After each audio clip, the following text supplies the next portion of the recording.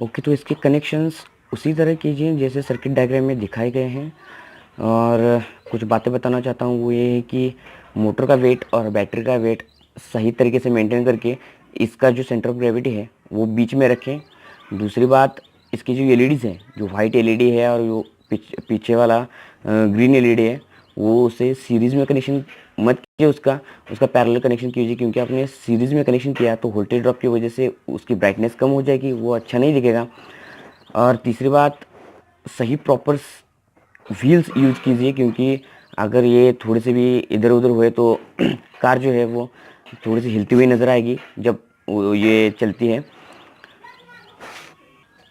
और एक बात बताना चाहता हूँ वो ये है कि जब ये कार सीधी जाती है, उसको थोड़ा सा हमने जब इसके टर्निंग फेट देने के लिए इसका जो कोई भी व्हील आगे वाला का कोई भी एक लॉक कर दीजिए किसी तरह से, और ये उसी डायरेक्शन में घूमेगी।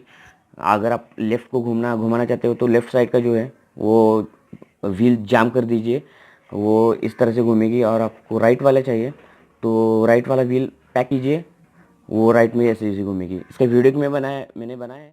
अगर आपको वीडियो पसंद आया है तो लाइक कीजिए, सब्सक्राइब कीजिए और बेल आइकन को दबाइए अगले वीडियोस के नोटिफिकेशंस के लिए।